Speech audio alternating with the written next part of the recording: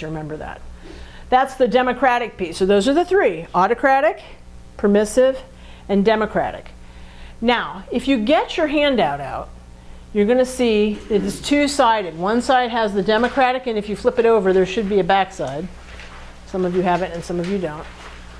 This is the backside up on the screen. We're going to now take the democratic and the permissive, and we're going to overlay how emotionally involved the parent is. Okay? I don't do that with democratic, because in the democratic type of parenting, parents are emotionally engaged. For me to be a mentor for my child, I'm right there with them.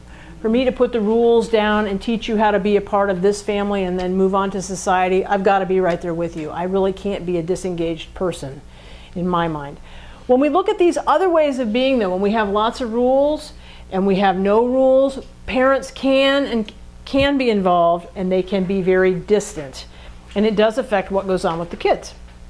So if we start in the top corner and look at the autocratic engaged parent, this is the parent that puts lots of rules in place and is engaged, which means they are there for their child. They are aware, they are participating in their child's life. Okay? With this rule thing, though, they're very rule focused, and they are very black and white. Okay? Autocratic engaged parents don't tend to be very tolerant of mistakes made by the child. Examples of this would be if a parent really thinks they know what their child's best thing to do in life is. So if you watch some of these reality shows, you'll see the little children that are models, and the parents that are off the chain about their model child. You know, they're autocratic, they have structure, they believe that this is what needs to do, and for the child to be anything less than perfect is not an option. Okay, that would be an example of an autocratic engaged parent.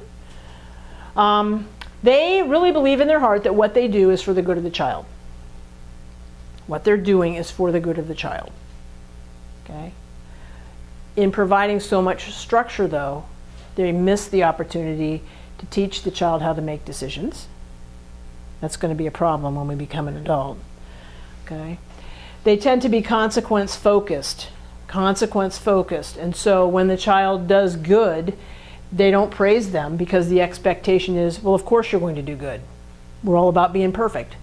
When the child doesn't meet the expectation, now there's going to be a consequence, and these autocratic parents tend to be very negative consequence based, which means the term that we are familiar with is punishment. So because you didn't do it perfect, there's going to be something negative that happens to you. Okay, because you didn't get 100 on your math test and an A+, you know, you're not going to be able to watch TV for the entire of break. Lots of times the punishment that goes in is pretty severe for what has occurred. And that's that autocratic. They're doing it. I need you to know, you need to understand. It's in your best interest. You just have to study harder. That's an autocratic. You hear how engaged they are? I mean, they're there. Mano y mano with these kids. Okay? Meanwhile, how does the child feel? They may feel micromanaged. They wouldn't say that they were unloved, and they may say, you know, I know my mom or my dad or my mom and dad have my best in their heart, but I never quite do it well enough. Okay, what will they learn? Not to tell them when they fail, maybe. Not to show them grade cards because they don't want them to be disappointed. Okay, so that's that top block. If we go to the autocratic disengaged, remember the engaged parent is right there. The autocratic disengaged parent is absent. So I have a rule-regulated parent who will put rules in place, and then they want to be obeyed. Okay, but they don't want to check. They're not going to follow behind. So when you're not doing what I told you to do, what do you think happens?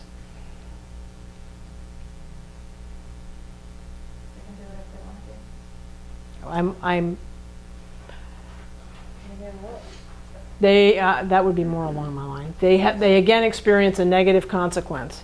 And these parents lots of times do use pain as a deterrent. So we are looking at parents that are excessive in corporal punishment. We are looking at kids who've lost everything. They're grounded for life. They're never going to be able to have their Xbox. They're not going to have their friends over. They can't do anything because they screwed this up. The disengaged parent. An example of this would be a parent who looks at their child and says, "Don't ever let me catch you smoking cigarettes," while they puff away on their cigarette. So the rules for the parent that they give to the child do not necessarily apply to the parent. So sometimes there's a mismatch between what I tell you you should do and what I actually myself do. Okay? Disengaged. This also, like I said, tends to be very punishment oriented, and it is very black and white. It's yes or no. Okay? And because these parents aren't engaged, when the child makes a mistake, all they see coming is this parent that is now going to have this punishment in place. And does this child feel very loved? The older they get, the less love they feel. I can't do it good enough. And so these kids will absolutely keep things away from parents. They will do something and maybe beg forgiveness later because the consequence, it doesn't matter. I'm gonna pay for it anyway. Okay? Engaged, disengaged, autocratic. When we move to the permissive, these parents already didn't put a lot of rules in place, remember? They didn't have a lot of rules. So now I have a parent that doesn't put a lot of rules in place, that is very engaged with their child, okay? Which means that they are there, they dote on them, they love their child, they will give their child anything that their child wants, okay? I love them to death will be a term that lots of times these parents will use, because they really do love their child that much. They tend to get overly involved, but not necessarily in good ways. So they don't put a lot of rules on them, and in not putting a lot of rules on them, the children aren't required to do homework. And then because they didn't do homework, they're not passing math. Because they're not passing math, they're not going to pass grade level. And how is an engaged, permissive parent going to fix this? They do a lot of crisis management. So they're now running down to the school. They're going to, at the last minute, help the child to learn. They're going to hire them a tutor. They're going to go talk to the teacher and fix the crisis that has occurred because there wasn't structure like there really needed to be for the child. Okay, now I'm talking about, math in school. How does this look as the child gets older? It gets worse. Now the messes that the children get themselves into because they're out there kind of on their own figuring it out because they don't have a lot of structure. They don't have mom or dad telling them yes, no, let's try this, don't do that, this isn't a good idea, providing them structure. They're getting themselves into trouble. So they skip school. They are over at a friend's partying. They may get themselves arrested. They may now be kicked out of school. And again, these parents are going to jump in at the last minute and rescue children. And as they get older, the problems tend to get bigger. Okay, permissive, engaged. Permissive, disengaged, again, parents are not there. And these parents aren't providing any rules. Okay, so as these parents are uninvolved, these kids really do learn by hard knocks. They are making their own choices. They're making their own way. In this case, if a child isn't doing their math homework and isn't passing math and isn't going to pass grade level, oh well. You should have worked harder. I guess you're repeating third grade. I mean, there just is really a lack of concern. And the parent doesn't kick in to start providing structure. And so these kids learn by hard knocks, by experience and lots of times poor decisions, how to make it through on their own. Okay, so they grow up and they know how to make decisions, but they have sometimes quite a mess back here that they've learned through making the decisions. Okay, so those are the parenting styles when we start overlaying. Do we have an involved or a non-involved parent? And like I said, with a democratic parent, I in working with families that are democratic, see engaged parents. I may see one parent that's democratic and another parent practicing another style, maybe permissive, disengaged, but I have one democratic parent and those kids will do okay because I have one parent providing structure and the other parent who isn't, and lots of times there's some compensation. If we're together, which means we're living in the same house raising our children, you and I are going to have conflict about these two different parenting styles. Okay, if I'm the democratic parent, I'm going to look at you and say, you're too easy, you're too soft.